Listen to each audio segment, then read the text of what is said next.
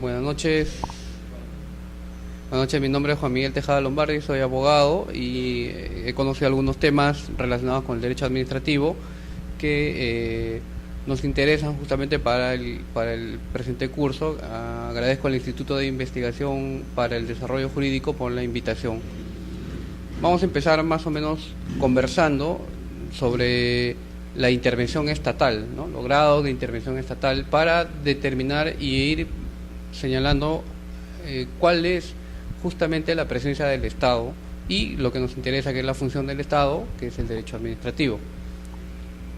Los grados de intervención del Estado tenemos una intervención mínima, que es a través de corregir las disfunciones del mercado en temas de suministro, por ejemplo, defensa, orden público, derechos de propiedad a través de registros públicos, gestión macroeconómica a través del Ministerio de Economía y salud pública, ¿no? Defensa también a través del Ministerio de Defensa. También a nivel de intervención mínima, lo que busca el Estado con esta presencia es aumentar la equidad, y es una protección justamente a los más necesitados, ¿no? Encontramos, por ejemplo, los programas de lucha contra la pobreza, socorro en caso de catástrofes, defensa civil. Ahora que hay estos problemas actuales acá en Lima, en Chosica, hay una presencia constante del Estado para poder equilibrar la falta de recursos que estas personas están pasando por ese momento, ¿no? Intervención moderada. ¿Cuándo el Estado interviene de manera moderada? Aborda las externalidades. ¿Qué podemos entender como externalidades? Por ejemplo, la educación básica, la protección del medio ambiente, y también regula los monopolios, regulación de los servicios públicos para evitar estos monopolios ilegales sobre todo, y las políticas antimonopólicas, antidumping, que es a través del Indecopi, como todos conocemos. Corregir la información imperfecta en el tema de seguros, salud, vida, pensiones, reglamentación financiera a través de la Superintendencia de Banca y Seguros. ¿Y por qué se le llama a esto una intervención moderada? Porque justamente lo que hace el Estado es intervenir solo cuando es necesario, no intervenir constantemente, sino simplemente regulando, porque recordemos que el Estado es respetuoso, según está señalado en nuestra Carta Magna, de la autonomía privada de las voluntades. Es decir, si un cliente quiere contratar con una empresa del sistema financiero, el Estado lo único que tiene que hacer es regular los aspectos básicos, pero no en sí la intervención misma en el contrato. También encontramos una intervención moderada para corregir las disfunciones del mercado en el aspecto de la protección al consumidor a través de Indecopi. Es decir, el Indecopi actúa solo cuando el consumidor cree que se ha violentado sus derechos. No está constantemente actuando en cada contrato de un consumidor con su proveedor, sino solo cuando el consumidor así lo señale, lo denuncia ante Indecopi o lo reclame ante Indecopi. Sin embargo, también acá deberíamos decir de que el Estado interviene cuando ya son casos de mayor envergadura, ¿no? Supongamos el caso que hubo hace poco de Kentucky, de las pizzerías, ¿no? Donde fue de conocimiento público que hubo un problema ahí. También Indecopi puede entrar a tallar para ver en qué medida se afectó el derecho de los consumidores. En el tema de la intervención moderada, para aumentar justamente la equidad, ofrece seguros sociales, ¿no? Pensiones con efectos redistributivos, los subsidios, las pensiones a través de salud, a través de la ONP, los seguros de desempleo, y acá notamos una intervención dinámica. ¿Por qué? Porque está de acuerdo a lo que el ciudadano necesita. En la intervención dinámica en sí, ¿cómo corrige las disfunciones de mercado del Estado? Coordinando la actividad privada, por ejemplo, el fomento de los mercados y las iniciativas relativas a todo un sector, ¿no? Fomentando a través del Ministerio de la Producción, la exportación, la importación, la toma de parte del mercado para poder redistribuir ciertas riquezas que no están adecuadamente establecidas. Y en el tema de aumentar la equidad, justamente la redistribución de activos, ¿no? Cuando no hay una correcta redistribución de activos, el Estado también puede, a través de programas y de organismos que se puedan crear, puede redistribuir los activos que hay presentes en el mercado. Por ejemplo, el tema de el pensión 69, ¿no? el pensión 65, el tema de solidaridad a las personas que cobran 200 soles mensuales. Esta riqueza es distribuida adecuadamente. Igual con el tema de las obras de infraestructura, sabe el Estado dónde hay que intervenir dinámicamente para dar, por ejemplo, una mejor pista, que no ocurre a nivel de municipalidades donde ya están más desarrolladas. Un poco para conocer el rol del Estado en un mundo globalizado, acá tenemos una gráfica que ustedes lo van a ver en sus presentaciones que le va a hacer llegar el instituto. Vemos la evolución del rol del Estado, ¿no? Hablamos del año 1900, cuando se generó un Estado liberal, donde no había mucho control, no había intervención del Estado para nada. Se creó una prácticamente anarquía, se pensaba de que el mercado regulaba y solucionaba todo, el Estado no tenía por qué intervenir. Sin embargo, vino la Gran Depresión de 1929, que tuvo como su fundamento principal justamente eso, la falta de presencia del Estado, que dio como origen contracciones económicas, y esto sirvió para el siguiente estado que vemos acá en la gráfica, que es el Estado social, ¿no?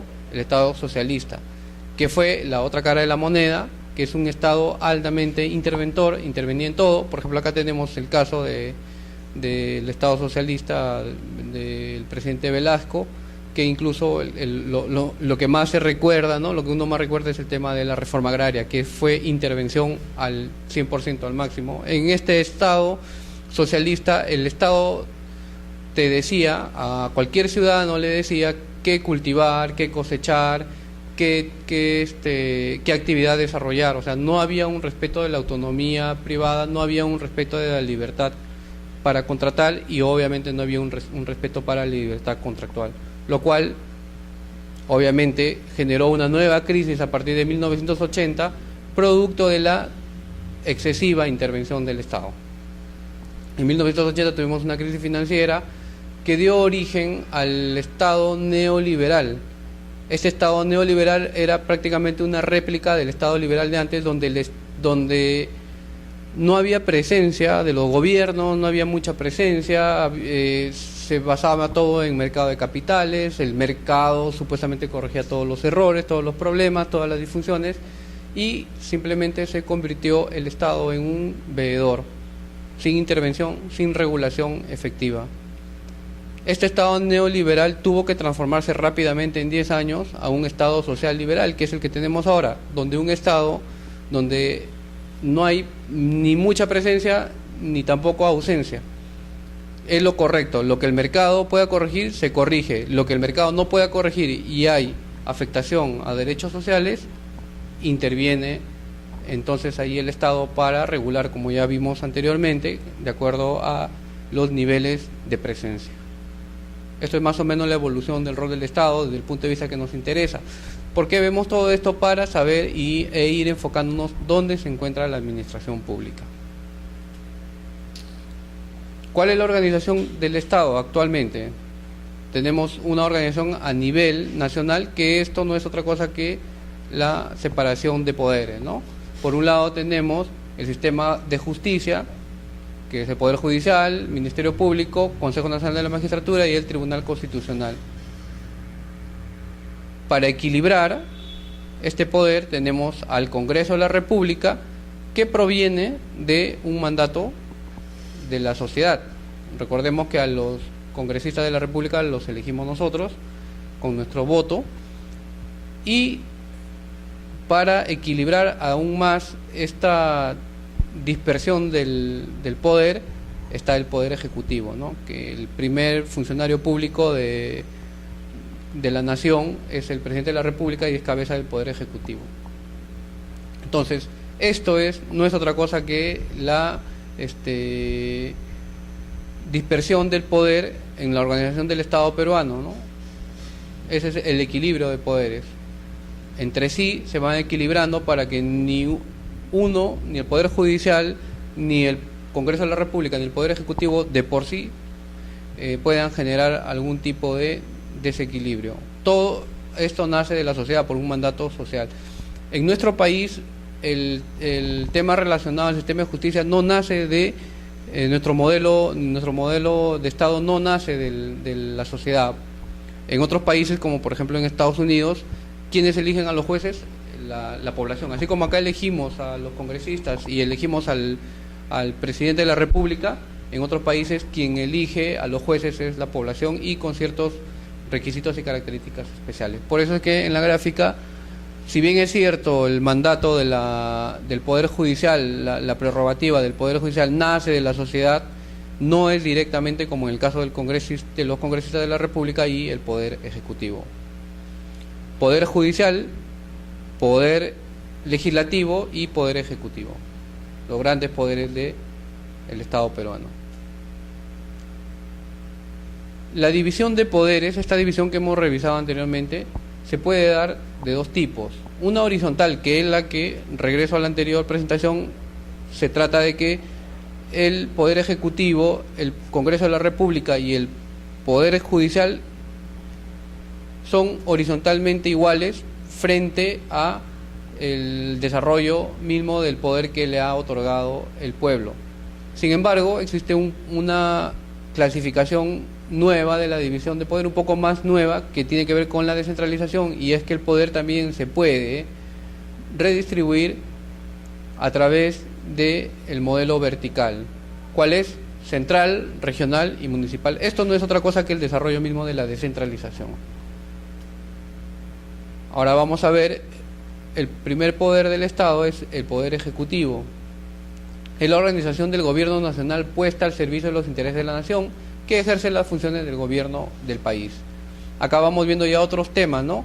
Hablábamos del Poder Ejecutivo, hablábamos de administración pública y hablamos de gobierno y también de Estado. Más adelante en esta clase o más adelante en la siguiente vamos a ver cuál es la diferencia entre ellos.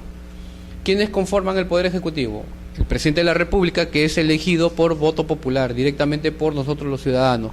El Consejo de Ministros también forma parte del Poder Ejecutivo, pero este no es elegido por mandato popular, sino que es elegido directamente por el presidente de la República. Los ministerios, organismos públicos descentralizados, los proyectos y los programas que justamente sirven para esta intervención del Estado y equiparar ciertas deficiencias o corregir ciertos errores. Las empresas de propiedad del gobierno nacional. La Constitución Política del Estado establece que el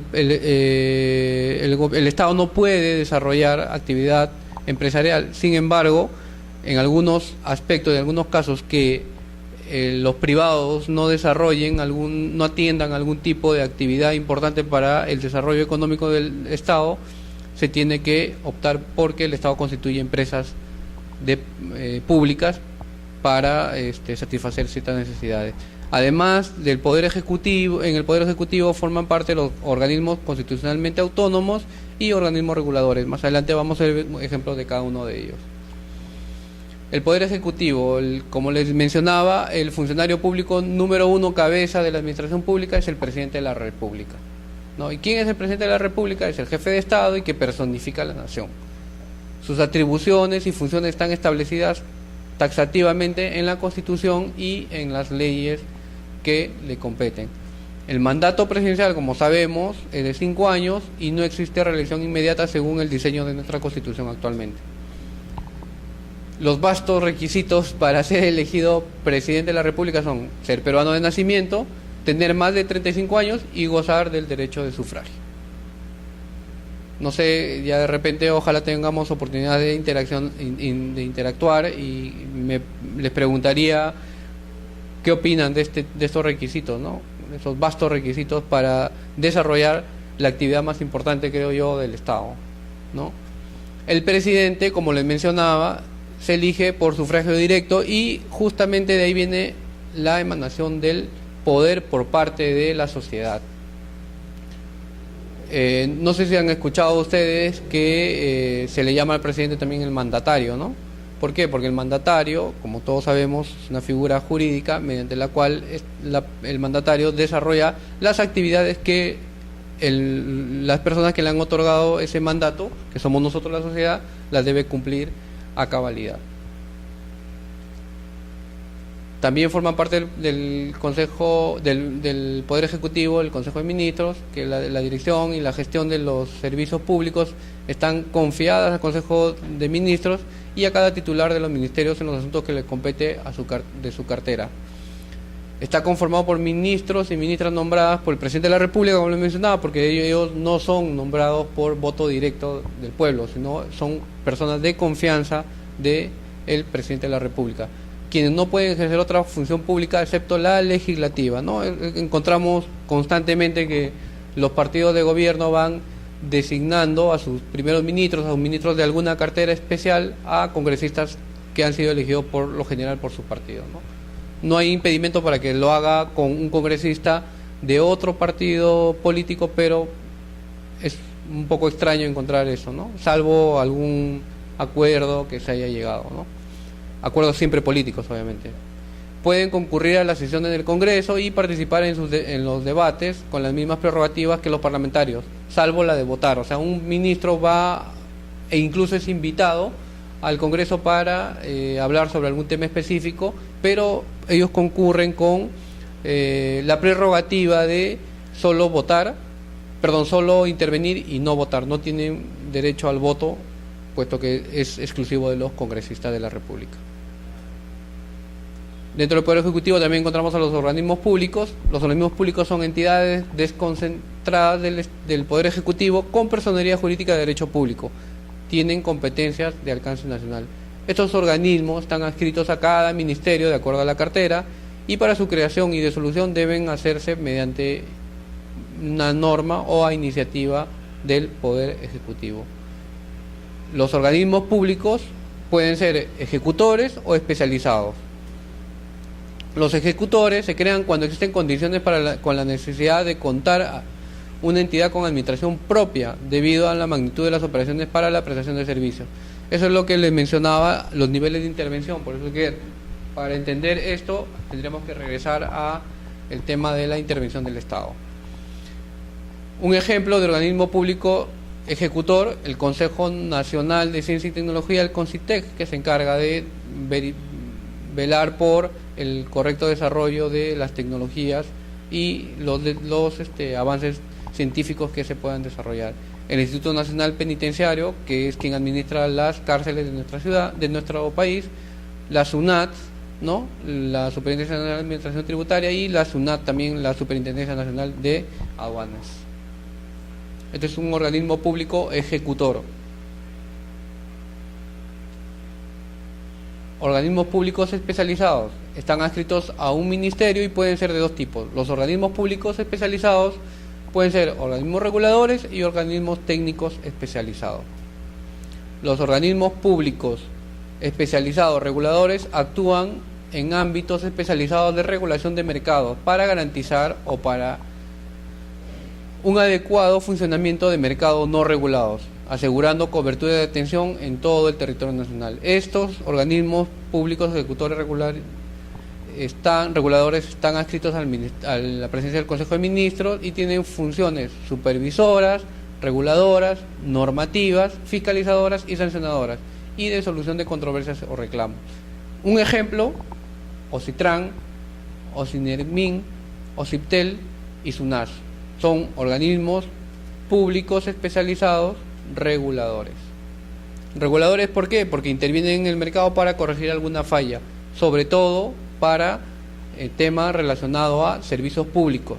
Por ejemplo, OCITRAN, que regula el transporte, OCINERMIN, que regula energía y la minería, OCIPTEL, todo lo que tenga que ver con telecomunicaciones, y SUNAS, lo que es servicios de saneamiento y agua potable y alcantarillado. Los organismos públicos especializados técnicos se crean por excepción cuando existe una necesidad de planificar, supervisar o ejecutar y controlar políticas de Estado a largo plazo, de carácter multisectorial o intergubernamental, que requieran un alto grado de independencia funcional. Por ejemplo, el organismo de evaluación y fiscalización ambiental, o EFA, que está adscrito al Ministerio del Ambiente y que vela justamente por el adecuado cuidado del medio ambiente. el Centro de Planificación Estratégica y la Autoridad Nacional de Servicio Civil, que se encarga de formar a los funcionarios públicos, servidores públicos, adecuadamente para el bien de la administración pública. También forman parte del Poder Ejecutivo los programas y proyectos especiales. Los programas son estructuras funcionales creadas para atender un problema o situación crítica o implementar una política pública específica en el ámbito de competencia de la entidad a la que pertenece. Mientras tanto, los proyectos son un conjunto articulado y coherente de actividades orientadas a alcanzar uno o varios objetivos de un periodo limitado de tiempo, siguiendo una metodología específica definida, ¿no? Entonces, estos programas y proyectos especiales tienen una actuación específica en la sociedad y en lo que pueda necesitarse. Las empresas públicas también conversábamos, ¿no? que el Estado está prohibido, de acuerdo a la Constitución, de desarrollar actividad empresarial. Sin embargo, es necesario su intervención cuando se genere algún tipo de ausencia en algún sector que tenga que ver con el desarrollo. En el Perú la actividad empresarial está reservada para el sector privado, pero no siempre el sector privado está en capacidad de brindar determinados servicios u ofrecer ciertos bienes considerados de interés público. Solo en ese supuesto, o sea, cuando hay ausencia de los privados en ese sector de desarrollo, autorizado por una ley expresa, el Estado participa en el mercado de manera subsidiaria. Por ejemplo, aquí encontramos Agrobanco. ¿Por qué creemos que Agrobanco existe? Porque lamentablemente el historial crediticio, el récord crediticio de los agricultores en el Perú está un poco mal visto, no porque ellos lo hayan querido así, sino por los eventos de los fenómenos del Niño, cuántos problemas tiene la agricultura en el Perú. Es una actividad de riesgo ante plagas, ante cualquier tipo de calamidad, incluso natural, que se pueda presentar, ¿no? ¿Y qué ocurre cuando sucede un siniestro sobre la cosecha de un agricultor? ¿Qué pasa? Deja de pagar, ¿no? Y justamente los bancos, que son los principales facilitadores de créditos a las empresas que desarrollan una actividad, lamentablemente no califican adecuadamente para ellos un agricultor. Pero la agricultura en el Perú es de vital importancia porque es una de las actividades que nos debería sacar adelante en la economía, y el Estado tiene que crear esta empresa que compite como cualquier otra empresa privada en tasas de interés, en reportes, en cualquier tipo de beneficios a sus clientes para poder captar nuevas colocaciones. Se crea Agrobanco. COFIDE igual, Corporación de Finanzas y Desarrollo, que incentiva el desarrollo de las empresas, de pequeñas y medianas empresas, para que participen en el mercado, ¿no? Dándoles créditos a tasas blandas o con ciertas particularidades que una empresa del sistema financiero no lo va a dar. También SEDAPAL, obviamente hay que atender el servicio de agua, en el caso de Lima, SEDAPAL, así también como en cualquier lugar del país existen empresas que brindan esos servicios. Es necesario que estén presentes, ¿no? De repente la inversión privada en el tema de saneamiento de agua y agua potable no está muy desarrollada o no es muy atractiva por diferentes eventos estructurales. Entonces el Estado no puede dejar de brindar el servicio de agua y regula esta empresa para que desarrolle esa actividad. Corpa, que es la presencia del Estado a través de la Corporación para Aeropuertos, Administración de Aeropuertos. Esto ya ha sido gradualmente materia de inversión privada, ¿no? Los aeropuertos han sido materia también de concesiones, pero la administración no la pueden dejar a 100% de los privados. ¿Por qué? Porque simplemente el aeropuerto es la mejor vía o la principal vía en caso de algún tipo de conflicto o un tema de seguridad nacional. El Fondo Mi Vivienda, que está ahorita a niveles de desarrollo importante, que es que hay cierto sector de la población que no calificaban o que por el monto del precio de la compra de la vivienda no eran pasibles de ser facilitados por las entidades del sistema financiero privada. Entonces el Estado genera este Fondo de Mi Vivienda para incentivar la compra de inmuebles. Es una actividad privada del Estado. Y acá tenemos al Banco de Materiales también, que lo hemos consignado, pero lamentablemente ahorita se encuentra en liquidación por una mala gestión, ¿no? Banco de Materiales, ¿qué es lo que hacía? Entregaba a los privados no créditos, sino simplemente materiales para que construyan sus viviendas. Acá tenemos una gran estructura, un gran organigrama del Estado. Miren, acá tenemos el poder legislativo, el poder ejecutivo y el poder judicial, ¿no? Debajo del poder legislativo no encontramos ninguna presencia de ningún otro órgano porque, como sabemos, el llamado máximo poder del Estado es el poder legislativo porque supuestamente está representado por los congresistas, nuestra sociedad. Cada uno de nosotros estamos representados ahí porque nosotros lo hemos elegido así, ¿no? El poder ejecutivo sí tiene una larga data en la parte inferior de órganos, ¿no? Por ejemplo, el Consejo de Ministros, los ministros, ejemplo, Agricultura, Defensa, Ambiente, Interior. Más abajo, los organismos técnicos especializados como EFA, CEPLAN, y organismos ejecutores como SUNAT, INPE y otros. Los proyectos, lo que habíamos mencionado, juntos, la alfabetización, lo que justamente determinaba la intervención del Estado para corregir alguna una inequidad. Y además las empresas públicas que también habíamos señalado, como el Fondo Mi Vivienda, Banco de Materiales, que ya está en liquidación, y Corpac. Esto es la gran estructura o organización del Estado. Debajo del Poder Judicial encontramos organismos constitucionalmente autónomos, como el Banco Central de Reservas, la Superintendencia de Banco y Seguros, que forman parte del Poder Ejecutivo, no forman parte del Poder Judicial. El Poder Judicial es autónomo, así como el Poder Legislativo, y no tiene un desarrollo hacia abajo. Lo que nos interesa de este organigrama del Estado es apreciar que la administración pública es todo lo que está debajo del Poder Ejecutivo, además de los órganos reguladores y los órganos constitucionalmente autónomos. Ojo, los ministros son funcionarios públicos. El presidente de la República es el primer funcionario de la nación, el primer funcionario público, es el que encabeza la administración pública. Debajo de ellos, obviamente, es una estructura completamente más compleja, ¿no? Que no la podemos desarrollar acá, pero a grandes rasgos esto es lo que es el Estado y lo que es la administración pública. El hecho de que haya una administración pública no quiere decir, con presencia en el Poder Ejecutivo, no quiere decir que el Poder Legislativo y el Poder Judicial estén ausentes a la administración pública. No, dentro de su estructura, sobre todo en la parte administrativa, también encontramos personas que desarrollan administración pública. Ahora veamos lo que es el Poder Legislativo, ¿no? Es el órgano político colegiado, elegido democráticamente por 5 años por sufragio directo, consta de una Cámara única. Años atrás, con la antigua Constitución, antes del 93, era bicameral, quiere decir que había un control inicial que era el de la Cámara de Diputados y después pasaba cualquier norma a la Cámara de Senadores. Después de esto recién se aprobaba una norma.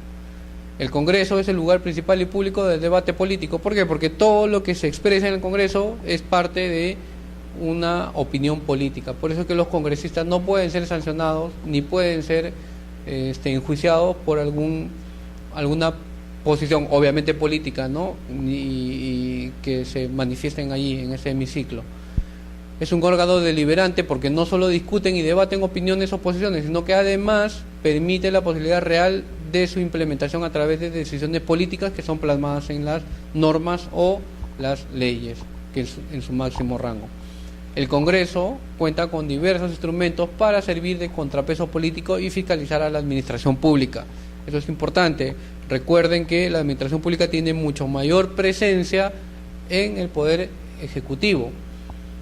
El Congreso puede llamar a cualquier funcionario público para que declare ante la comisión que se genere o ante la comisión permanente o incluso ante el Pleno cuando así lo consideren necesario. Es decir, el Congreso hace un contrapeso o controla políticamente y fiscaliza las actuaciones de los organismos del Estado que están dentro de la administración pública.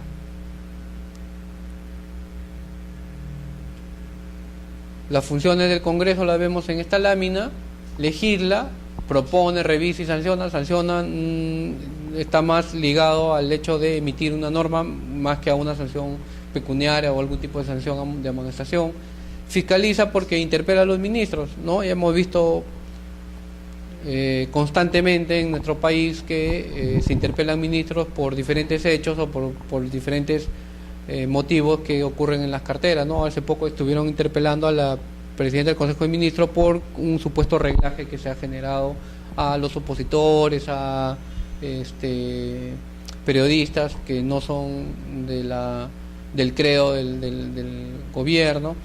Mociones de censura pueden censurar a un ministro y cuestiones de confianza cuando le corresponda para ciertos funcionarios públicos especiales.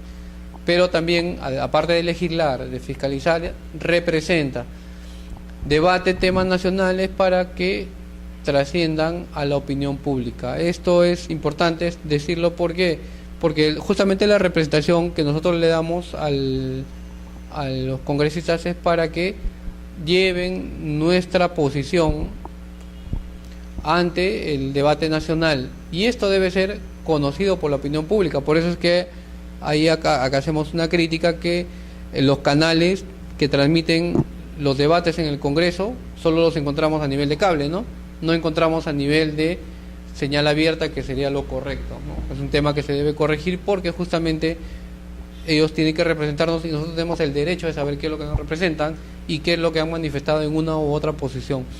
Es muy complicado, sobre todo para la gente que no vive en Lima, trasladarse hasta acá para asistir a un debate en el Congreso. Es casi imposible, ¿no? Por un tema de seguridad o por diferentes cosas.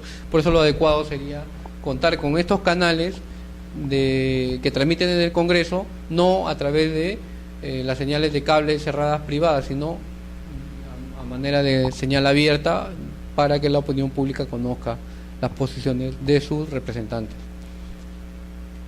El Poder Legislativo cuenta con requisitos para ser elegido congresista: ser peruano o peruana de nacimiento, haber cumplido 25 años, acuérdense que para ser presidente son 35, y gozar del derecho de sufragio. No pueden ser congresistas los ministros, viceministros, contralor general o personas que desempeñan cargos de responsabilidad política dentro de la gestión del Estado, si no han renunciado a ellos 6 meses antes de ser elegidos como congresistas. ¿Para qué se establece esta diferencia? Porque lo que se busca es que las personas que realizan su campaña política lo hagan en un tema de libre competencia, en un tema de una competencia adecuada, y no utilizar los bienes del Estado, ¿no? Yo de repente soy ministro y me quiero lanzar de congresista y tengo a mi mano muchos presupuestos, mucho movimiento, muchas personas que pueden trabajar, entre comillas, en mi campaña, y puedo utilizar de manera, como se dice, soterrada el dinero público para yo hacer mi campaña específica. Acá tenemos la estructura organizativa del Poder Legislativo: el servicio parlamentario, oficialía mayor. Lo principal es el servicio parlamentario, ¿no? Tenemos a la oficialía mayor, la presidencia, mesa directiva, consejo directivo y el pleno. Acá hay una presencia en la parte superior política y en la parte inferior administrativa. Política a través del servicio parlamentario, el ejercicio de la función de congresista, y la oficialía mayor, y abajo la parte administrativa, conforme ya conocemos, ¿no? Cómo van subiendo los niveles de debate hacia finalmente la presidencia, quien encabeza o es la cabeza del Poder Legislativo. Poder Ejecutivo, ¿quién es el cabeza del Poder Ejecutivo? El presidente de la República. En el Poder Legislativo, el presidente del Congreso. Y en el Poder Judicial, que lo vamos a ver más adelante, es el presidente del Poder Judicial. En el ámbito político, los órganos parlamentarios se pueden dividir en dos clases: los órganos de dirección, también llamados órganos de gobierno, y los órganos de producción. Producción dado por la producción justamente legislativa normativa, ¿no? Los congresistas, además de debatir, van al Congreso a emitir normas, a sancionar normas. Esto es justamente la producción. Los órganos de dirección tenemos a la presidencia, la mesa directiva y el consejo directivo. Los órganos de producción, que son quienes emiten o sancionan las normas legales, el Pleno, la Comisión Permanente, ¿no? La Comisión Permanente, además también hay comisiones ordinarias, comisiones de investigación especiales y de ética parlamentaria, que está muy en boga últimamente, ¿no? Porque por todo investigan a los congresistas, incluso por aspectos subjetivos que ellos consideran que la ética es un tema subjetivo, ¿no? El Poder Legislativo también tiene un ámbito administrativo, cumple un rol técnico, imparcial y no partidario. Obviamente es netamente técnico. En el Congreso encontramos una manifestación o una conclusión justamente de los partidos políticos, ¿no? Es más, se dividen los escaños de acuerdo a su filiación política. Es evidentemente un órgano político. Sin embargo, el ámbito administrativo debe ser imparcial, técnico, ¿no? Y no tener ningún rasgo de algún partido. La Oficialía Mayor se encarga de la preparación de la agenda del Pleno, de la Comisión Permanente y del Consejo Directivo, además de organizar y dirigir el servicio parlamentario. Ahora que hemos visto ya dos de los poderes importantes, también tenemos el tercero, el Poder Judicial. Ya vimos el Poder Ejecutivo, vimos el Poder Legislativo y ahora veamos el Poder Judicial. La potestad de administrar justicia emana del pueblo y se ejerce por el Poder Judicial a través de sus órganos jerárquicos. El Poder Judicial está integrado por órganos jurisdiccionales que administran justicia en nombre de la nación y por órganos que ejercen su gobierno y administración. Los órganos jurisdiccionales son dos: la Corte Suprema de Justicia y las Cortes Superiores de Justicia. Entendemos, ¿no? La Corte Suprema de Justicia, donde tiene su sede en la capital, y la Corte Superior de Justicia son las cortes que se encuentran en cada una de las localidades del país. Acá sería bueno ver más o menos cómo es la estructura en un proceso mismo y la presencia de la Corte Suprema. Tenemos la Corte Superior, que está compuesto por los jueces de primera instancia,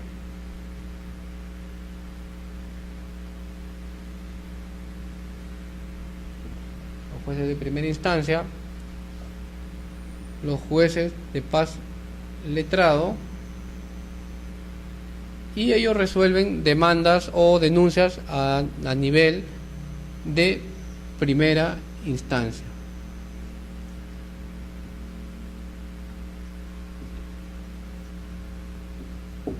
Pero en la Corte Superior también encontramos a las salas superiores. Las salas superiores resuelven en apelación o en quejas los recursos que se interpongan contra las resoluciones de primera instancia emitidas en sentencias por los jueces, ¿no? Las salas superiores. Si un ciudadano ya fue a la primera instancia, falló de alguna manera, apeló y se fue a la Corte Superior, a la Sala Superior, y no está de acuerdo con esta resolución, y siempre y cuando cumpla los requisitos establecidos, puede interponer un recurso de casación que es resuelto por la Corte Suprema. Esto es más o menos la jerarquía. La Corte Superior conoce primera instancia y en vía de apelación, y la Corte Suprema conoce en última instancia.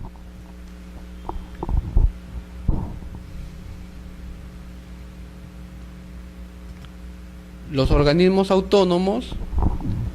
La Constitución Política del Estado establece órganos autónomos que no son parte de ningún poder del Estado, cuyos titulares responden directamente ante el Congreso y a la opinión pública. Por ejemplo, ¿quiénes son? El Banco Central de la Reserva, la Superintendencia de Banca y Seguros, el Tribunal Constitucional, el Ministerio Público, el Consejo Nacional de la Magistratura, la Defensoría del Pueblo y el sistema electoral, conformado por el Jurado Nacional de Elecciones, la OMPE y la RENIEC. Además de otro órgano autónomo es la Contraloría General de la República. pero parte también de la estructura están los gobiernos regionales y los gobiernos locales, ¿no? Los gobiernos regionales y locales, actualmente en el Perú somos 24 departamentos o circunscripciones políticas administrativas gobernadas por 26 gobiernos regionales. El gobierno regional es ejercido por el presidente regional, de acuerdo a las competencias, atribuciones y funciones que le asigna la Constitución, la Ley de Base de Descentralización y la Ley Orgánica de los Gobiernos Regionales. Cuenta con autonomía política, económica y administrativa en los asuntos de su competencia. Esto de los gobiernos regionales y locales no es más que otra cosa que la descentralización, ¿no? Presencia del Estado a nivel local. ¿Por qué es importante? Porque tanto el presidente regional como el alcalde son autoridades más directas, que conocen los verdaderos problemas de una población. Por eso es que se les, a través de la descentralización, se los faculta para que desarrollen actividades que antes estaban enquistadas en el gobierno central. Cuentan con una autonomía política, económica y administrativa en los asuntos de su competencia. El alcalde, que es un gobierno local, es parte del gobierno local, es el representante legal de la municipalidad y su máxima autoridad administrativa. Los gobiernos locales cuentan con el mismo nivel de autonomía que el de los regionales, de acuerdo a la Ley Orgánica de Municipalidades. Ojo, es importante que revisen que las normas que emitan el gobierno regional y las ordenanzas municipales pueden tener rango de ley en algunos aspectos que les competan. Acá tenemos las estructuras básicas del gobierno regional, ¿no? El presidente regional es el órgano ejecutivo del gobierno regional, más o menos lo que ocurre con la dispersión de poderes del Estado, ¿no?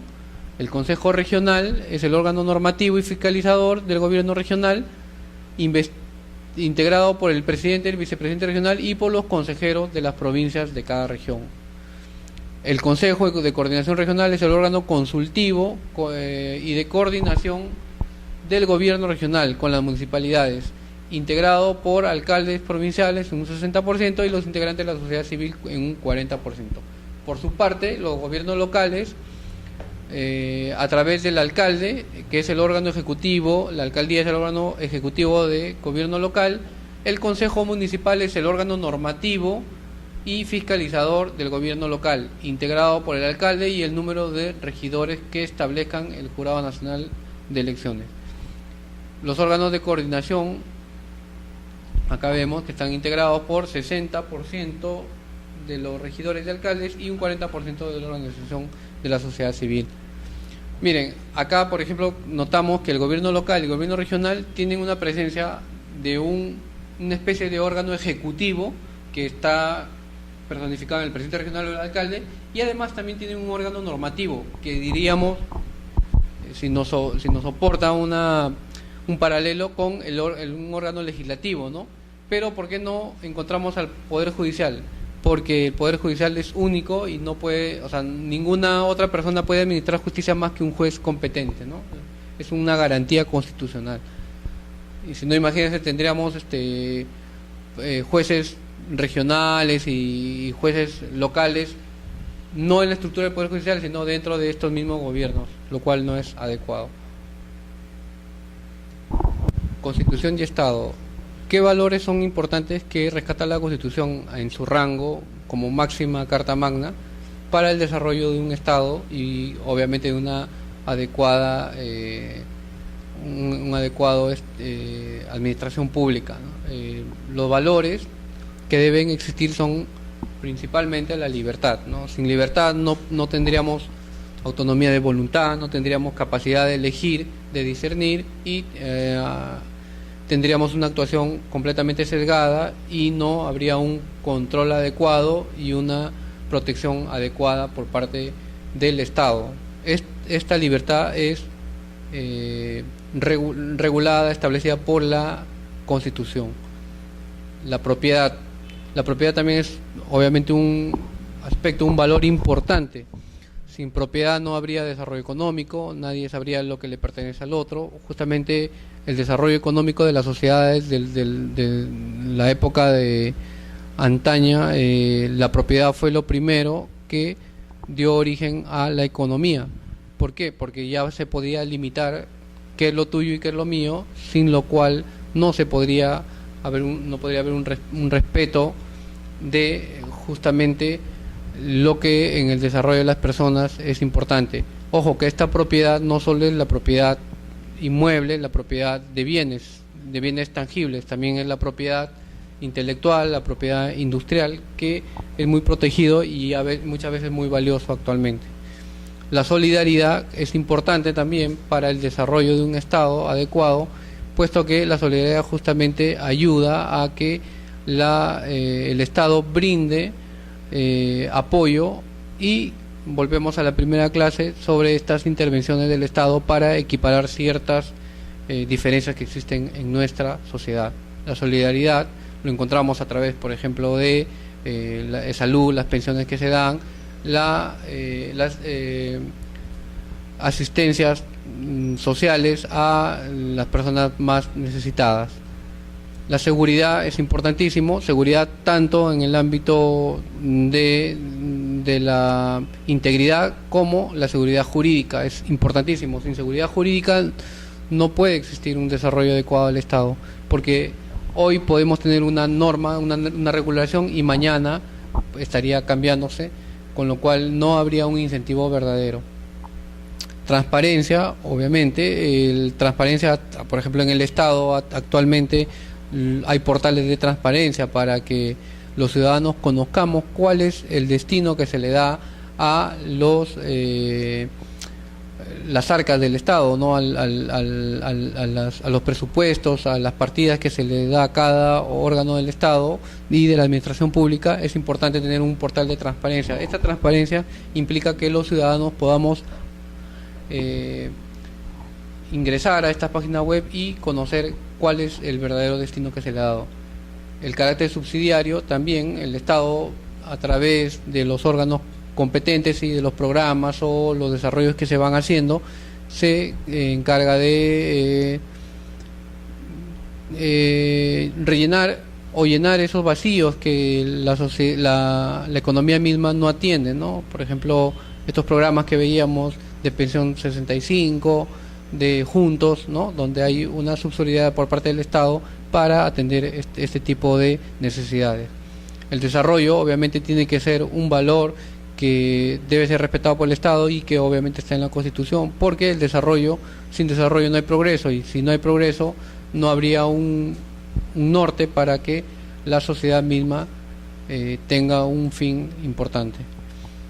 Eficiencia, obviamente eso es una palabra que se está tratando mucho incluso en el propio Estado. Ya no se necesita un Estado paquidérmico, un Estado que genere muchos gastos, muchos costos y nada de eficacia o atención oportuna de las necesidades, ¿no? La eficiencia es lograr con poco, mucho, lo que no había en el Estado, porque justamente antes, en un Estado antiguo, eso era justamente lo que más existía, o mejor dicho, lo contrariamente a eficiencia, que era mucha carga laboral, muchos gastos, muchos costos, y frente a un servicio completamente detestable para la población.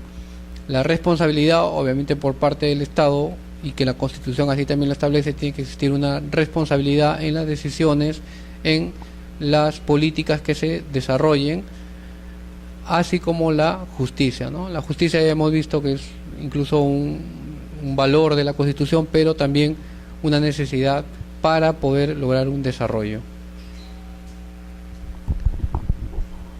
Acá vemos el tema que les había mencionado, que es un tema trascendental, es el relacionado con la seguridad jurídica y la solidaridad social. Son valores que tienen relación.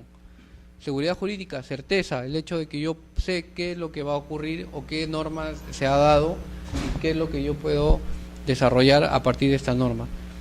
Publicidad, ya conocemos que las normas jurídicas, para que tengan aplicación o tengan conocimiento y sean conocidas por parte de la población, tienen que ser publicitadas a través del Diario Oficial del Peruano o a través de los canales que, conforme va viendo un desarrollo económico puntual, por ejemplo, SUNAT, aduana, la mayoría de sus normas las publica en su página web, pero estas tienen que ser publicadas para que puedan ser aplicadas a la población. Estabilidad, ya les mencionaba, la seguridad jurídica, y la estabilidad es importantísima, porque sin estabilidad, sin seguridad jurídica, no se puede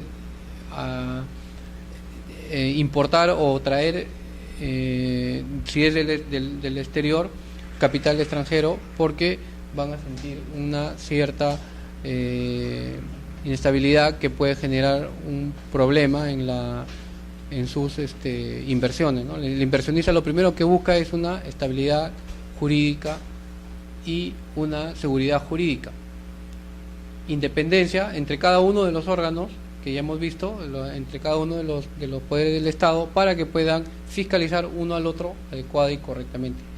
Razonabilidad para tomar las decisiones adecuadas, y sobre todo para regular, por ejemplo, los tributos, ¿no? Los tributos tienen que ser razonables, tienen que tener una base correcta, adecuada, para evitar que haya un posible desbalance en las economías de las empresas o de las personas. Racionalidad, obviamente esto tiene que ser debidamente pensado, debidamente analizado, para llegar a una política que tenga un efecto, una conclusión correctamente pensada. Igualdad real, porque a veces lo que se busca es una igualdad netamente relativa, que ocurre solo a nivel de normas, ¿no? O sea, todos somos iguales ante la Constitución, ante las leyes, pero en la realidad no ocurre eso. Lo que busca el Estado como un valor es justamente eso, o sea, que esa igualdad sea real. Regulación, ya lo mencionamos, en aquellos aspectos, en aquellas actividades del mercado, tiene que existir una regulación, por ejemplo, en energía, en el tema de minería, en el tema del sistema financiero, tiene que haber una regulación a través de los organismos públicos con la normatividad que van dictando, para corregir errores en el mercado. El mercado no es perfecto, o sea, el mercado siempre va a tener errores, siempre va a tener desbalances, y justamente el Estado entra ahí, no para intervenir directamente en la actividad misma, sino para regularle, decir, este es el camino correcto, dentro de ese camino, de esa banda, tú puedes actuar, pero si te sales de este camino, que es mi regulación, que yo estoy regulando, podría ser pasible de una sanción o de algún tipo de amonestación. Prestación y fiscalización, obviamente la fiscalización, como hemos visto, es necesario que exista para que el Estado sea adecuado. O sea, un Estado que no se deja fiscalizar va a ser un Estado ineficiente, porque quien no se deja fiscalizar es porque algo oculta o algo está realizando de manera indebida. La fiscalización tiene que ver directamente con el tema de la independencia y la transparencia.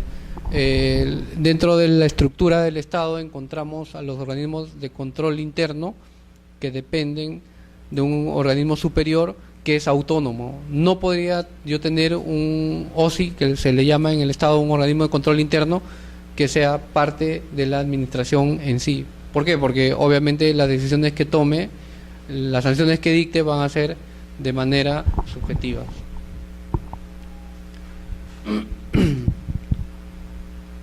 Individuo y Estado, hemos visto lo que es Constitución y Estado, cuáles son los valores que deben respetarse y tenerse en cuenta, la seguridad jurídica y la solidaridad social, que están relacionados con los siguientes principios. Y ahora vamos a ver lo que es el individuo y el Estado. ¿Qué es realidad social? Son actos del hombre asociados para conseguir un fin común. El hombre siempre busca, el ciudadano siempre busca un fin común, que es el bien común, ¿no? Obviamente un desarrollo personal, porque las personas buscan justamente progresar, pero lo que se quiere es un bien común. El hombre en comunidad relacionada en torno al orden. Esto es lo que es la realidad social. El hombre en comunidad. Respecto a un orden, siempre tiene que haber un orden. La intervención del Estado, y obviamente vamos a ver más adelante la administración pública, es justamente dar un orden. Hay una interacción. Desde las épocas ancestrales, cuando el hombre empezó a vivir en comunidad, siempre se necesitó una regulación, ¿no? Siempre se necesitó una presencia del Estado. En caso contrario, viviríamos una anarquía. Y las anarquías, ya hemos visto lamentablemente en algunos casos, en unos gobiernos que no han respetado la voluntad del pueblo, que no han respetado, no han actuado y no han regulado adecuadamente, se ha creado un conflicto y unos problemas que justamente hasta la fecha, si el Perú, en nuestro caso, si el Perú no es un país mucho más próspero, es justamente porque hubieron gobiernos que no respetaron estos aspectos. La realidad, eso es lo que es la realidad social. La realidad política es la relación entre el Estado y el ciudadano. El Estado, como política principal o como actuación principal, que son actos políticos netamente dichos, tiene que buscar el bien del ciudadano. Un Estado que no busca el bien del ciudadano, o sea, un bien común, no es un Estado moderno y adecuado, y sus actuaciones están lejos de la Constitución. La realidad administrativa, ya tenemos realidad social, realidad política, y la realidad administrativa está relacionado con la organización y el ejercicio de una función. Entonces, ¿qué es lo que tenemos? Una realidad social, que es las personas mismas conviviendo, ¿no? Una realidad política, que es el regulador, que es la persona que va a entrar a regular las situaciones entre ciudadanos, y con esa gran estructura que es la administración pública, y además la realidad administrativa, ¿no? La realidad administrativa es la organización, o sea, este Estado, para que pueda justamente interrelacionarse con el ciudadano y los ciudadanos puedan interrelacionarse entre sí en actividades privadas, en lo que le corresponda, necesita una organización administrativa, y eso es justamente lo que es la administración pública. Algunos conceptos preliminares. Libertad ya lo tratamos como uno de los valores más importantes para el desarrollo del Estado y en línea con la Constitución política. La libertad, sujetos en ejercicio con derechos reconocidos, deberes del Estado frente a la protección jurídica. ¿Cuándo podemos hablar de libertad? Cuando justamente los sujetos o las personas, los ciudadanos, tengamos nuestros derechos debidamente reconocidos. Ahí somos libres, ¿no? Pero además de ser libres, o sea, ojo, que la libertad no se debe confundir con el libertinaje, ¿no? Yo podría decir, mi libertad es salir y gritarle a todo el mundo. ¿Por qué? Porque yo soy libre. No, hay regulaciones que el Estado y la propia sociedad así los establece. Por eso es que el deber del Estado es a través de una protección jurídica. O sea, el Estado, cuando regula y encamina la actividad en libertad, que es la libertad correcta, la libertad es ejercer mi derecho, pero respetando tu derecho. Esa libertad debe estar debidamente regulada y con una protección jurídica, ¿no? Además, notamos acá también un concepto que es la autoridad. La autoridad es el Estado y sus organizaciones. Entonces ya tenemos una realidad social, los ciudadanos; una realidad política, los ciudadanos con la administración pública; y además tenemos una realidad administrativa, que es cómo esa administración pública se va a tener que organizar. Estos ciudadanos deben interactuar con el respeto de su libertad, pero ojo, y eso tiene que quedar claro, libertad no es sinónimo de libertinaje, ¿no? O sea, hay que respetar la libertad. O sea, mi libertad termina donde empieza el derecho de mí como ciudadano. Esta libertad debe ser protegida por el Estado, jurídicamente, porque no solo es una protección, veíamos con una igualdad irreal, ¿no? Esa igualdad irreal no es importante para un desarrollo de un Estado correspondiente. Entonces, la libertad y la autoridad es el Estado mismo y su organización. De repente podríamos hacer un gráfico acá, ¿no? La realidad social son los ciudadanos interactuando. Esto es realidad social, ¿no? La realidad política es el ciudadano interactuando con el Estado. Esto es realidad política. Y la realidad administrativa, dentro de este Estado para que esta interacción sea adecuada y correcta, dentro de este Estado tiene que haber una organización adecuada. Acá está la administración pública. Y al estar la administración pública ahí está justo la materia de estudio del derecho administrativo. Sin embargo, esta actuación tiene que ser en cumplimiento de la libertad.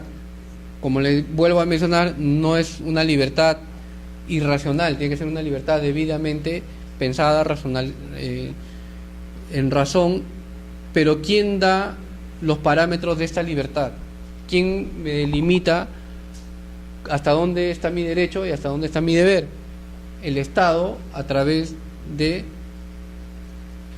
una protección jurídica, en que yo, ciudadano, que me veo afectado por este ciudadano, puede ir al Estado y decirle, oye, él violó su libertad, se fue más allá de lo que es su libertad y afectó mi derecho. Entonces, ¿quién me da esa solución? Me lo da el Estado a través de una protección jurídica. Y esta protección jurídica, el Estado no podría aplicarla, no podría hacerla respetar si no tendría una autoridad. Entonces, esto es más o menos, digamos, un poco la filosofía de lo que el derecho administrativo busca a través de su estudio, que esto camine adecuadamente. Ahora, el derecho y el Estado, ¿no? Y lo hemos visto en la anterior clase, unidad de poder y pluralidad de funciones. La función gubernativa, ¿quién desarrolla esta función gubernativa? Esto no es otra cosa que las funciones de acuerdo a la distribución del poder, ¿no? El equilibrio de poderes. ¿Quién desarrolla la función gubernativa? El poder ejecutivo, ¿no? En el poder ejecutivo encontramos al funcionario público número uno, la cabeza. ¿Quién es la cabeza de la administración pública? El presidente de la República. Entonces, la función gubernativa lo desarrolla el poder ejecutivo. ¿Quién desarrolla la función legislativa? La función legislativa lo desarrolla el poder legislativo, o más conocido como el Congreso de la República. Y la función jurisdiccional, de jurisdicción, de aplicación de justicia, lo desarrolla exclusivamente el Poder Judicial. Ahora, nótese que hablamos de funciones, ¿no? Ya no hablamos de poderes. Ya función, ¿por qué? Porque estamos ya entrando a lo que es la aplicación misma o la actividad misma de cada uno de estos órganos. Pero ¿dónde nos vamos a concentrar? Yo les dije en la clase anterior que la administración pública mayor presencia tiene en la función gubernativa, porque está dentro del poder ejecutivo. En el Congreso de la República, que desarrolla la función legislativa, ¿encontramos administración pública? Sí, pero solo a nivel administrativo. O sea, el administrador del Congreso de la República es un funcionario público y está dentro de la estructura de la administración pública, pero el congresista no es parte es un funcionario público, pero es especial. La función jurisdiccional, lo mismo. El administrador de la Corte es parte de la administración pública, sí, pero un juez es parte de la administración pública, no, porque ellos son autónomos, no tienen ellos una estructura que las pueda guiar más que la Corte Suprema a través del presidente de la Corte Suprema. Acá más o menos, miren, vamos viendo una diferencia entre lo que es Estado y gobierno.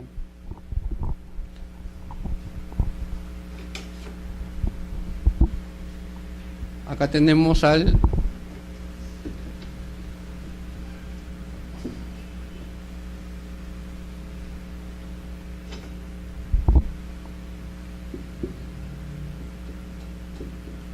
¿a qué les suena más o menos a ustedes? Estado y gobierno, ¿no?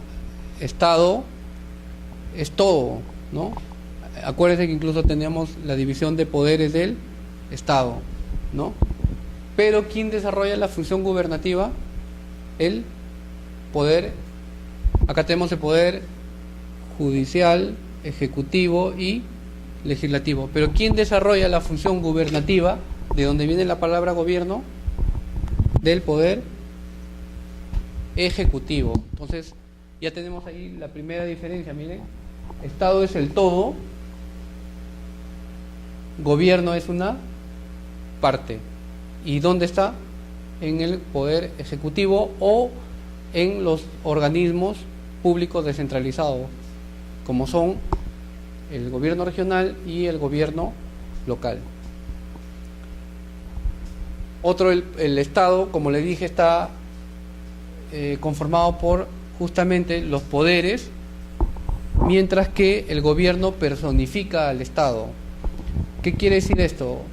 No hemos escuchado la frase, el presidente de la República personifica a la nación, ¿no es cierto? El gobierno responde por las políticas y la función gubernativa, pero estas políticas de Estado, ¿quién las dicta? El gobierno, de acuerdo a diferentes tipos de situaciones. Puede ser hasta por un tema de creencia, ¿no? De creencia política. De repente este gobierno tiene una creencia política o social completamente diferente al anterior gobierno. Y si vamos al anterior gobierno también, y el que venga en adelante tendrá sus rasgos de diferencia, ¿no? Por eso es que en el gobierno está personificado el Estado. ¿Quién me personifica el Estado? El presidente de la República, ¿no? Quien desarrolla la función gubernativa. Mientras que el Estado en sí son todos los poderes. El Estado es subjetivo. ¿Por qué es subjetivo? Porque el Estado no es palpable, ¿no? Es simplemente las prerrogativas que la sociedad le ha dado a ese gran, digamos, órgano superior llamado Estado, donde se dividen los poderes, justicia, normativa y legislativa y ejecutiva, pero este es un aspecto subjetivo, mientras que el gobierno es la base material del Estado. Es la parte material. Yo puedo decir, en tal lugar, en tal dirección, se encuentra el representante del gobierno, pero el Estado, ¿dónde lo encuentro? En todo, porque el Estado es el conjunto de prerrogativas, de poderes, mientras que el gobierno es el conjunto de personas que ejercen esas prerrogativas y poderes a través en el órgano ejecutivo y que buscan justamente el bien común. Ahí tenemos, miren, gobierno está constituido por el conjunto de funcionarios que deciden para regular la vida colectiva, promover su desarrollo y cuidar la subsistencia. Entonces acá ya tenemos una base material, ¿no? O sea, ¿quién es el gobierno? Son el grupo de funcionarios que, como les dije, por lo general lo vamos a encontrar en el Ejecutivo, pero eso no quiere decir que en el Judicial y en el Legislativo también haya administración pública, que deciden para regular la vida colectiva, promover su desarrollo y cuidar la subsistencia.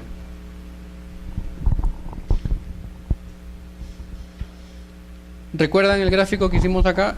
El gobierno, ¿de qué se encargaba? De que la actuación, la interrelación entre los ciudadanos sea adecuada, las libertades, ¿no? El respeto a las libertades. Promover el desarrollo, que era uno de los valores más importantes para que se tenga un Estado correctamente en actuación en línea con la Constitución, y cuidar la subsistencia, ¿no? Que es el Estado justamente lo que busca es el desarrollo de las personas, pero sobre todo la vida, ¿no? Ahora que está en boga también el tema relacionado con el aborto y estas situaciones, un Estado que haya suscrito los pactos internacionales y que haya nacido de una Constitución que protege la vida, no podría terminar aprobando una norma que implica la violación del derecho a la vida, ¿no? ¿Qué hay que hacer para eso? Ir por las vías adecuadas, que es denunciando o renunciando a ese tipo de temas y modificar la Constitución. No sé qué opinan ustedes sobre esos aspectos, o sea, si hay algún tipo de posición al respecto, Acá en el Perú solo está permitida o sea, el fallecimiento o dejar de asistir a una persona, entre esos una persona, un bebé que está todavía en formación, cuando hay un peligro de la vida de la madre, ¿no? Solo en esos casos está permitido, pero no está permitido, por ejemplo, practicarse un aborto como si en otros países o sea, si alguien no quiere tener un hijo, aborta y no hay ningún problema, ¿no? Entonces, nuestro gobierno tiene que ir en línea con lo que la Constitución establece. ¿Qué ocurre cuando el gobierno sale de la vertiente constitucional? Vienen posteriormente las denuncias constitucionales. Tenemos un expresidente, ¿no?, recluido justamente porque salió, de acuerdo a lo que la justicia ha mencionado, de los parámetros que establecía la Constitución. No por otra cosa, o sea, no por un tema no porque su opinión política o porque a los otros políticos no les guste su posición. Debería ser lo adecuado, ¿no? Debería ser lo adecuado. Aunque si vamos a analizar, las actuaciones del gobierno tienen que ver directamente con actuaciones políticas. O sea, justamente la política es lo que le da el rasgo principal a un gobierno, ¿no? Hay gobiernos, por ejemplo, que atendieron mucho el tema social, ¿no? Hemos visto también en la evolución del Estado, cuando había el gobierno, los estados socialistas, los gobiernos tenían que ser socialistas.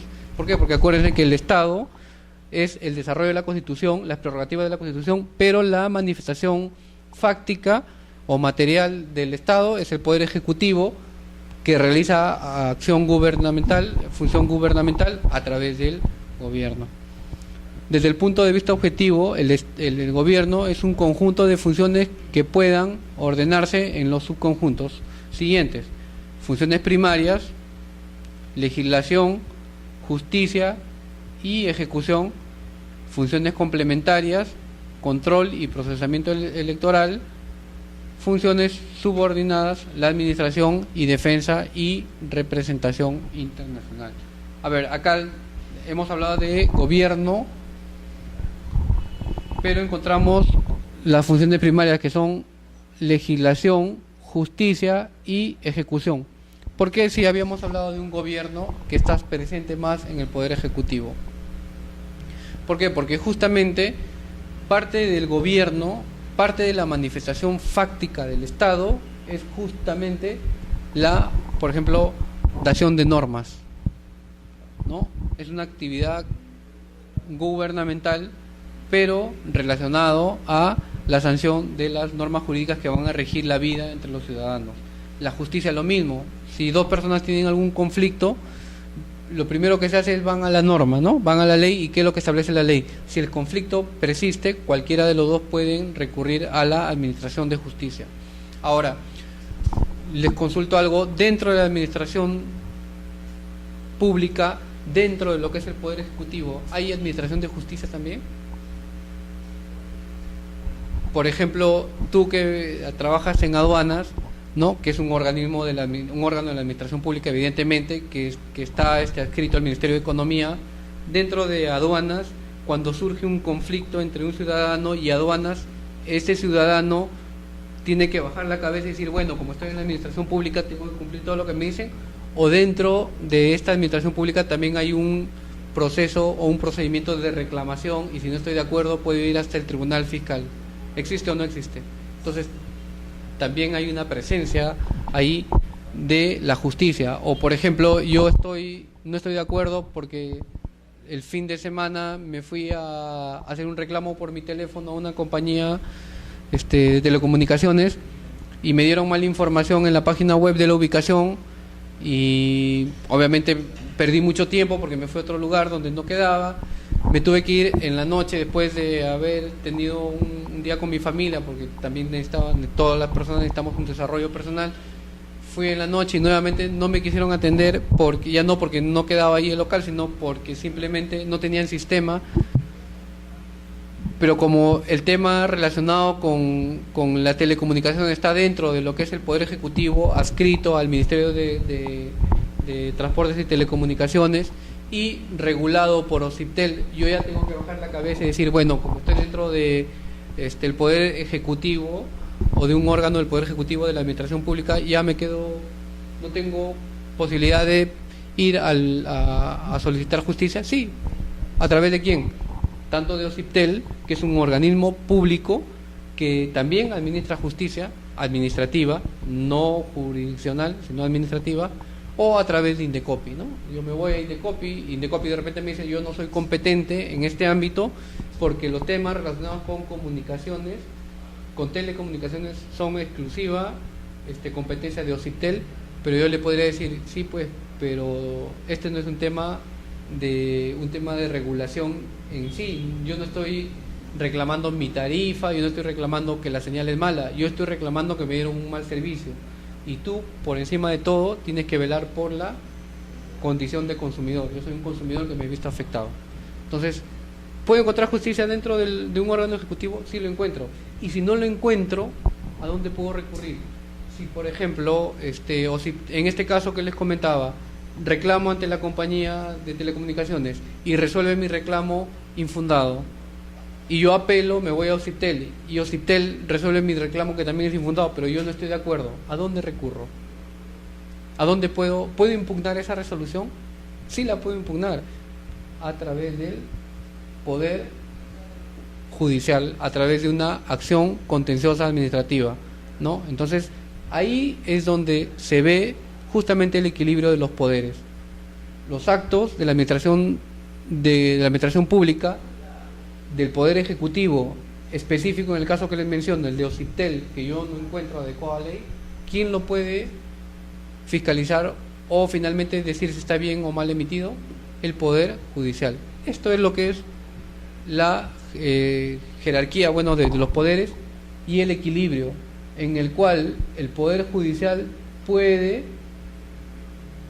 revisar y corregir, si corresponde, una decisión del Poder Ejecutivo. Lo mismo ocurre con el Poder Legislativo. Si el representante de OCIPTEL, si el presidente de la Superintendencia de Banca y Seguros no ha actuado a consideración del Legislativo adecuadamente, el Poder Legislativo lo puede llamar para que informe ante el Pleno o ante la comisión específica. Sí lo puede hacer. Entonces ahí está justamente el equilibrio de los poderes, y por eso es que el gobierno en sí tiene como función primaria la legislación, la acción de leyes o normas en general, la justicia, administración de justicia. Ya vimos que justicia no solo hay en el Poder Judicial, sino también en el Poder Ejecutivo, y la ejecución de esas decisiones, de las políticas del Estado. Como funciones complementarias tenemos el control a través de los órganos de Contraloría. Ya le dije, la Contraloría de la República es un órgano autónomo, ¿no? Es un órgano autónomo, pero en cada organismo del Estado, en cada organismo de la administración pública que realiza función administrativa, tiene a un representante de la OSI. No sé si alguien trabaja acá en alguna administración pública o alguno de los alumnos en la web. Todos los organismos públicos tienen un OSI o un órgano de control institucional. Este órgano de control institucional jerárquicamente no está debajo, por más que tiene una oficina dentro de la entidad, no está debajo de el titular de la entidad, sino está debajo del Contralor de la República. El Contralor de la República, como mencionamos inicialmente también, tiene que respetar los aspectos relacionados con transparencia, justicia y fiscalización. El procesamiento electoral también es importante y es parte de una función complementaria. ¿Por qué? Porque pensamos que este procesamiento electoral es una función, si bien es cierto, complementaria, pero de segundo nivel en importancia. Porque recuerden que el funcionario público número 1 es elegido a través del voto popular, a través de votación directa. Entonces, para que esta elección sea la adecuada, la correcta, tiene que haber una buena administración y procesamiento electoral. En el Perú, el procesamiento electoral está regido por 3 órganos, ¿no? ¿Cuáles son estos órganos? Jurado Nacional de Elecciones, OMPE y la RENIEC.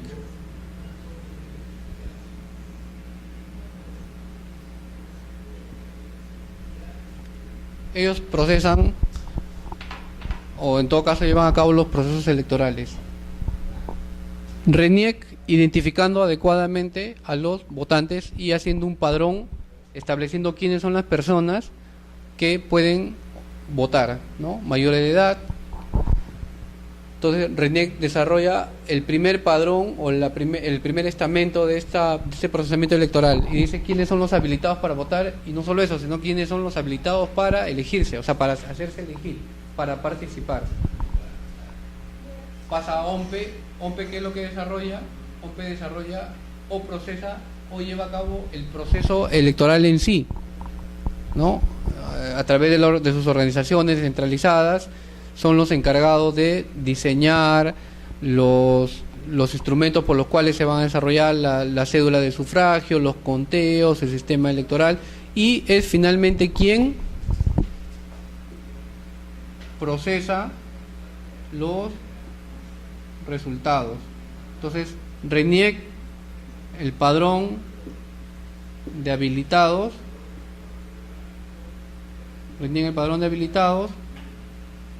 procesa los resultados. ¿Y por qué el Jurado Nacional de Elecciones está arriba? Porque el Jurado Nacional de Elecciones es quien declara ganador o ganadores, ¿no? El Jurado Nacional de Elecciones es quien declara al ganador de esa elección. A nivel para el presidente de la República, uno solo; a nivel de congresistas, los números que establece la norma; y a nivel de gobiernos locales y regionales. Por eso es importante y es una función complementaria de gobierno, ¿no? Del Estado.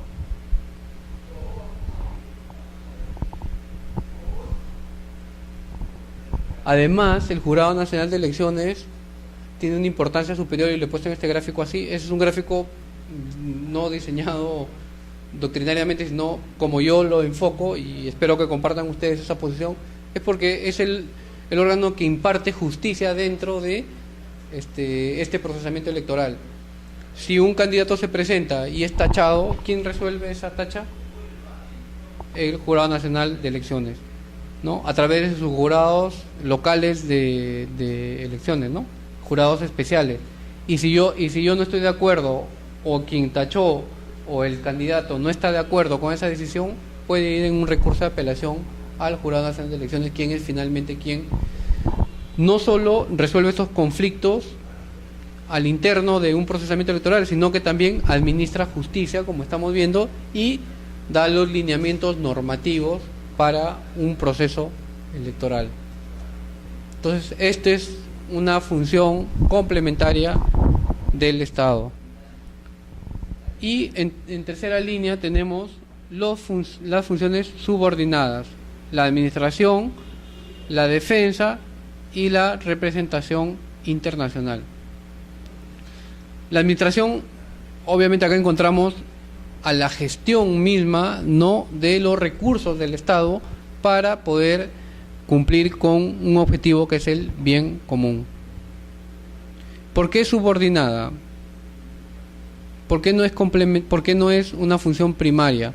Porque acuérdense que la administración en sí, la administración pública, lo que busca es ejecutar las políticas del gobierno,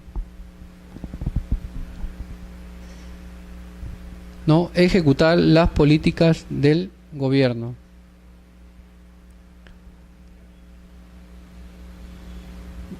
De defensa, obviamente no la puede dejar. La defensa es importantísima para el desarrollo de una sociedad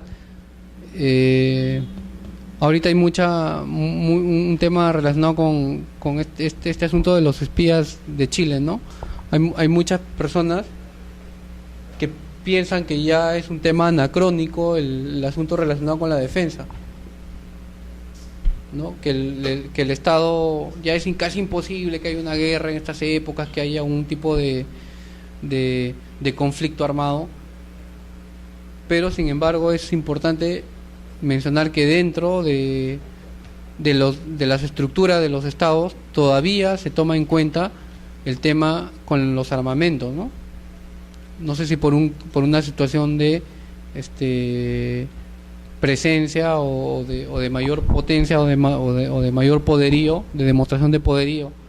Ahora, yo creo que en este momento, en este instante, más importante es el desarrollo económico, ¿no? O sea, un Estado que tenga una economía limpia, pura y correcta, tiene mucho más poder que un Estado que tenga 500 tanques. ¿Por qué? Porque ahí hay muchos controles internacionales y justamente la siguiente función subordinada, que es la representación internacional, ¿no? O sea, por ejemplo, supongamos en un supuesto negado que nuestro vecino del sur nos ataque o nos invada, ¿quiénes van a salir a flote? Los organismos internacionales, ¿no? ¿Y cuál es uno de los principales o el acto más radical que tienen los organismos internacionales relacionados con la economía? Los embargos económicos, ¿no? Como lo que está pasando con Cuba y que parece que está en camino ya de levantamiento de ese tipo de medidas. Pero es un poco complicado, no quiere decir que no se pueda cumplir, pero es muy complicado que ocurra eso en estos tiempos. Miren, y aquí, ya para terminar esta sesión, tenemos lo que la Constitución establece en su artículo 43.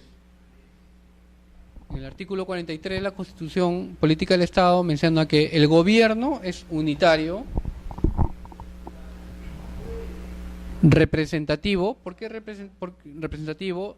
Y descentralizado, y se organiza según el principio de separación de poderes.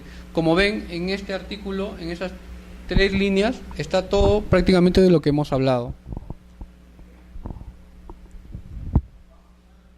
El gobierno es unitario, ¿no? El gobierno es unitario, representativo,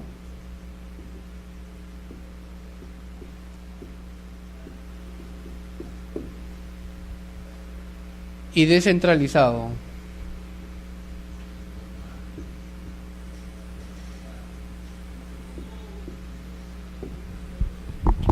Vamos a parar y vemos. Unitario, ¿por qué? Porque el gobierno es un todo. O sea, el gobierno es un todo, está estructurado de tal manera que ningún órgano ni ningún estamento pueda salirse de los controles, ¿no? O sea, por ejemplo, no sé, a ver, aduanas está dentro de la estructura de ¿quién? Del Ministerio de Economía. El Ministerio de Economía es parte del Consejo de Ministros. El Consejo de Ministros viene del Poder Ejecutivo, que está encabezado por el Presidente de la República. O sea, es una estructura única. No puede haber un órgano suelto por acá, ¿no? Salvo aquellos organismos autónomos, ¿no? Que ellos sí no tienen parte y no son administración pública, no son parte del gobierno. El segundo es representativo. ¿Por qué representativo? Porque recuerden que quien personifica al gobierno es el Presidente de la República, y este Presidente de la República es elegido a través de voto de las personas que confían en él y que le entregan o lo llenamos de poder para que nos represente. O sea, el Presidente de la República no es alguien que pasó por Palacio de Gobierno y sacó un ticket y dijo ya entro. No, eso no ocurre. Él ejerce un mandato de representación de los ciudadanos. Por eso es que cuando jura el Presidente de la República, que es cabeza del gobierno, ¿no? Cabeza, la manifestación fáctica del de lo que es el Estado, cabeza de gobierno, ¿ante quién jura? ¿Ante el Consejo de Ministros? ¿Ante el Poder Judicial? ¿O ante quién jura? Ante el Congreso de la República. ¿Por qué? Porque el Congreso de la República supuestamente somos nosotros que estamos ahí representados por ciertas personas. Por eso es que es representativo. Descentralizado, por lo que habíamos visto, ¿no? Y más adelante hablábamos del principio de separación de poderes, ¿no? Principio de separación de poderes. A ver, según el principio de separación de poderes,